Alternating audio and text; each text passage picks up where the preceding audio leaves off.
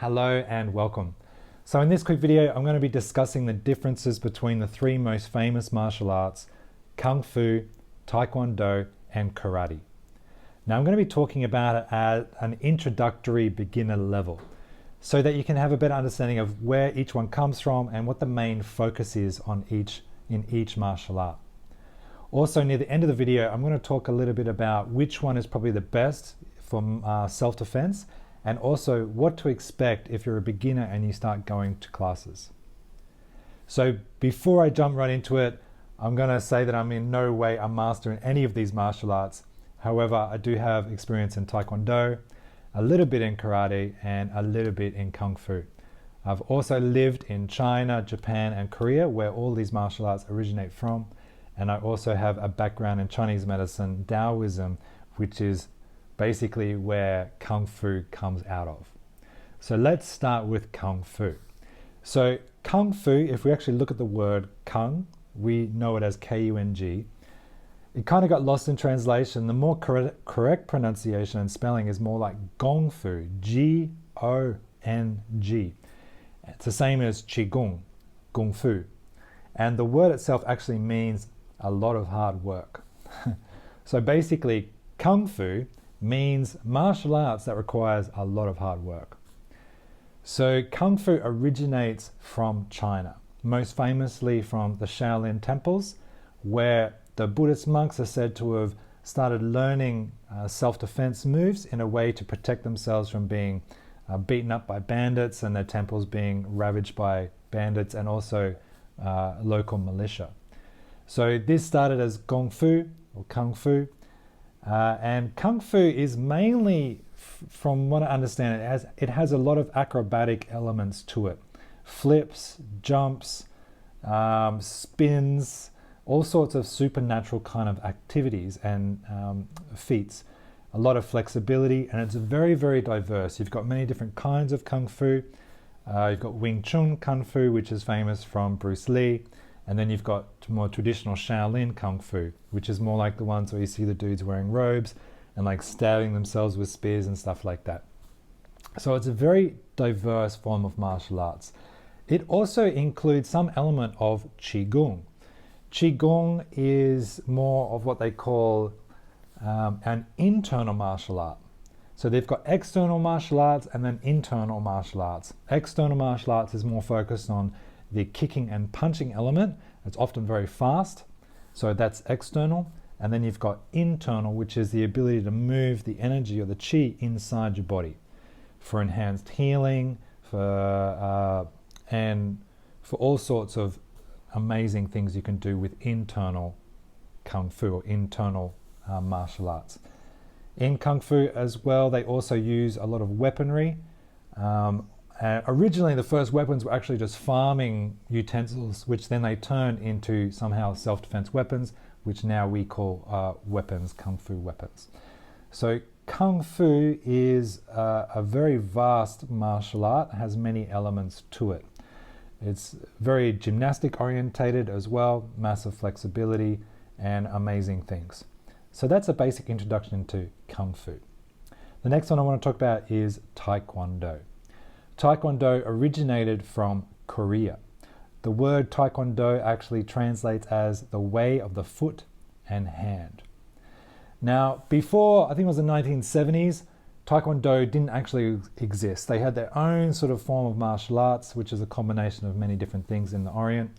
It was around the 1970s, I believe, that the government organized themselves into a committee where they decided and designed this martial arts system, which could be an education system, and they called it Taekwondo. So now Taekwondo is a very organized martial arts system that you can see. It's one of the most popular martial arts systems you'll see all around the world. It is also largely marketed to children. So most classes have a very strong children element. It's also recognized in the Olympic Games. It has a sparring element where they dress up and basically go through this tournament-like process. So Taekwondo is probably one of the most organized martial arts, one of the most famous martial arts. The main focus of Taekwondo is kicking.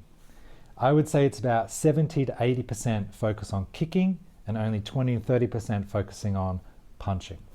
It's very agile. There's a huge focus on flexibility in the legs. So it's kind of very bouncy. I describe it as kind of a bouncing, kicking martial art. So that's Taekwondo. The next one I want to talk about is karate. Karate originates from Japan. It is said to have originated on Okinawa, which is the southern part of Japan. And originally it was actually kind of a hidden thing. Many people didn't know who was practicing karate and who wasn't. And correct me if I'm wrong, but it does come out of the sort of samurai culture where it has very strong principles. So karate teaches a lot about character and principle development. It's a very, so therefore it's got a lot of sort of philosophical and very strong structure to it if you want to learn how to do it. With karate, its focus, from my understanding, is a lot on punching. I'd say it's about 70 to 80% punching and 20-30% kicking, which is quite different to Taekwondo. Karate practitioners are very strong and conditioned. They focus on footwork, is about grounding, and one of the main components of karate is that they practice getting punched a lot. So a karate practitioner is what I would describe more like is like a tree. The energy is like a tree. They're very solid. And if you were to punch a karate practitioner, it would probably hardly move them. Because in the training, they're conditioning to punch, they're punching the body quite often and creating this very strong kind of exterior, very solid. So karate is a very powerful, very solid form of martial art that focuses on character development and is very well developed and focuses on various principles. So that's the main difference between the three. We've got Kung Fu, which is generally more gymnastic orientated, which also has the Qigong element, which is internal and external martial arts. Then we've got Taekwondo, which is Korean. It's more focusing on kicks and is very well organized martial arts system around the world. And it also, which I didn't mention before, has a belt system. Kung Fu doesn't really have a belt system in most schools. It hasn't been organized in such a way. Taekwondo has a belt system, and then there's karate, which is Japanese in origin, which is a lot of focus on how to punch. It's very solid, very strong, and has a lot of focus on character development. It also has a belt system. So that's an overview of the three ones. The next question is, which one is probably the best for self-defense? The easy answer is all of them are going to help you with self-defense. A lot of self-defense is confidence and being able to hold your body in certain ways and having the energy system function in a certain way. Generally, if you know how to fight, there's a saying, if you know how to fight, you've got a greater chance of less getting into fights. And there's another great saying is, I think it's Lao Tzu, he says, the best fighter is never angry.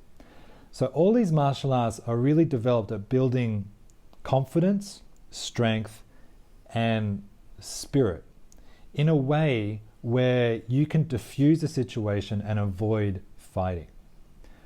If, however, you do get in a fight, there's a lot of self-defense where you can simply avoid it, not get hurt, and do it with a very calm and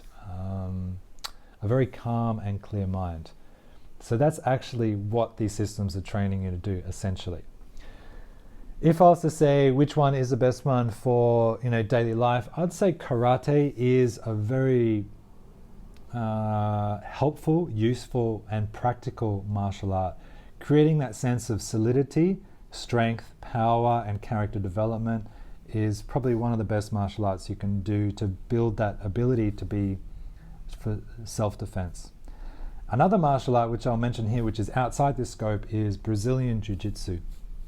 Now, if you want real self-defense, Brazilian Jiu-Jitsu is something to consider, because often in any fight you're going to probably end up at some kind of wrestling moment, like when you're grabbing each other, and it's not just punching and kicking.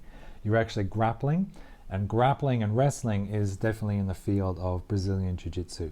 So I would recommend you mix a punching, kicking martial art such as karate or Taekwondo or Kung Fu with Brazilian Jiu-Jitsu, and then you've got a complete system where you can punch and kick and wrestle as well. So that's a quick overview, and the last question I want to answer is what to expect when you go to a class. So with Kung Fu, you've got to sort of, when you generally walk in, depending on every school is a bit different, every master is a bit different, but generally it's very dynamic and there's many things you'll need to learn. So it's going to take you many months of training before you sort of get a taste of most of what's available. You'll probably get a mix of warm-up, a little bit of Qigong, Tai Chi type movements with gymnastic type approaches. You've got to learn the fundamental kicks, you've got to learn the fundamental stances, and those sorts of things. So Kung Fu is kind of more colorful, if you like. There's a lot of different things going on. You might have students doing weapons in that corner, you have other students doing flips in that corner, you'll do other students doing bags in that corner, other students doing Tai Chi in that corner. So Kung Fu is very sort of colorful. The Taekwondo, when you go to a class, there is some formalities to it. You're going to have to learn the basics of bowing, standing up in certain lines to begin, warm-ups, things like that, has a belt system and stuff like that. One of the main things I'll mention here is that it's mostly going to be children. Most classes you're going to go to is a majority, it's going to be children. So that's just something to be aware of. But it's fairly easy to get straight in there, and I like Taekwondo because you're sort of getting in there and you're just starting warm-ups and you're just starting to kick straight away.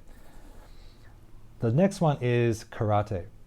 So what I found personally with karate is because there's kind of a lot of formalities at the beginning that you have to understand, even basic language, basic stances, basic greetings, that I've found the first few classes quite highly theoretical.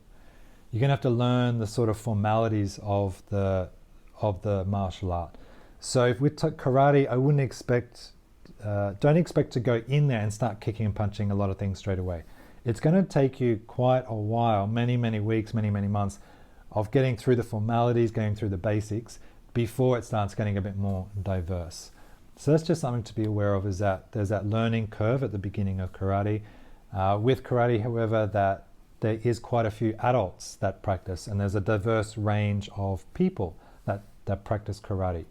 So if you're looking more for like that kind of meeting other adults, building that social community, and all that sort of stuff, I think karate is really good for that as well.